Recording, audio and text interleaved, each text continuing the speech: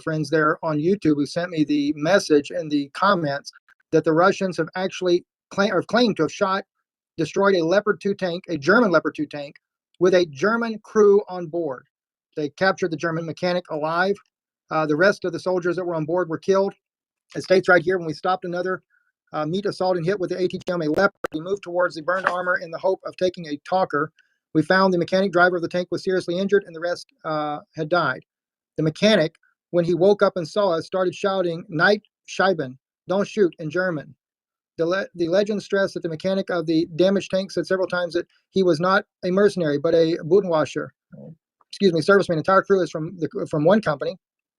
And the scout specified that while the German serviceman was being provided with first aid, he named his brigade and the place of its deployment.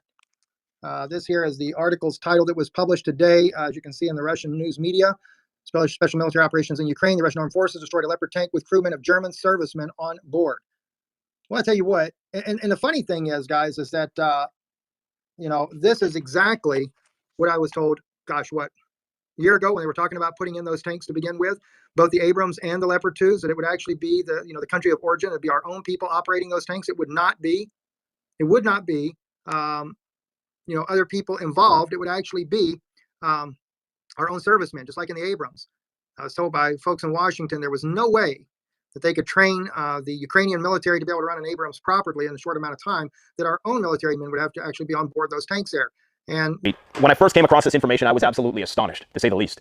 Not that surprised in hindsight, but completely astonished.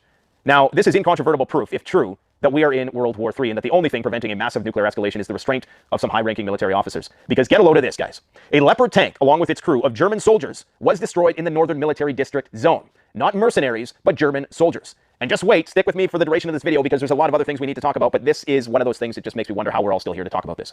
Russian intelligence officers have destroyed a German Leopard tank transferred to Ukraine with a crew of Bundeswehr soldiers in the Northern Military District Zone.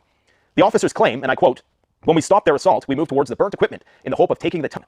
And when we found that the tank driver was seriously wounded and the rest died, the mechanic, when we woke him up, he saw us and he began shouting, 'Nicht schießen! Nicht schießen!' Translation in German, 'Don't shoot,' the officer told the news agency.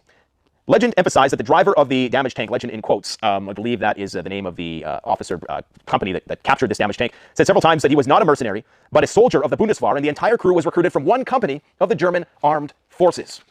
According to the Russian officers, it was of little surprise, of course, which signifies that they already know that a lot of this equipment is being commandeered by NATO.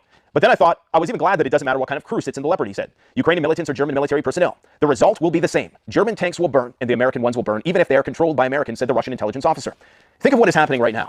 You have German tanks utilizing God knows what for ammunition, depleted uranium rounds. I think it was only the Challenger tanks, but the Abrams are going to use depleted uranium rounds that are being piloted by German soldiers, conscripted from the German military, NATO soldiers, fighting in territory that Russia deems to be its own, invading Russian territory. Okay? So you have German soldiers in a German tank crossing into Russian territory with a German tank. That's World War III. They haven't called it that yet. I assure you that our fate hangs in the balance right now. It hangs on the restraint and resolve of a handful of Russian military officers that are just waiting for the signal. This is it. It doesn't get more World War III than that.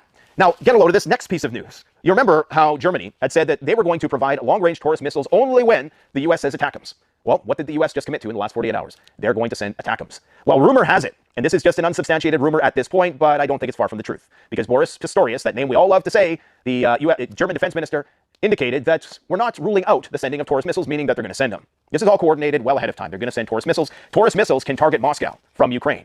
We've already heard NATO say that they don't care where Ukraine uses this weaponry. You've got Germans in German tanks fighting on what Russia deems to be its territory. It doesn't get more World War III than that. Things could escalate wildly any minute now. Any minute now. Germany, this is a claim, is going to transfer the first batch of 45 Taurus missiles to Ukraine in the near future, and the second batch of Taurus will consist of 50 that will be transferred to the Ukrainian armed forces before November 10th. Now again, this is unsubstantiated rumor, but it's not a long shot. At this point, it's a given that they are going to get these weapon systems. What they do with them and what the Russian response will be is the question. Now, all of this on the heels of a massive strike on Sevastopol Black Sea Fleet headquarters in Crimea, alleging to have taken out top Russian officers, including the commander of the Black Sea Fleet. I don't know how I'm still here making these videos, and I know a lot of people are getting red line fatigue, in that every time these red lines get crossed and Russia does nothing in response, everybody starts to become just a little disinterested in all of this stuff. And I worry that that moment, when even I become disinterested in the red lines, so keenly aware of what's going on with this situation, and people like myself start succumbing to that red line fatigue, that is when the shit's going to hit the fan. Okay, it's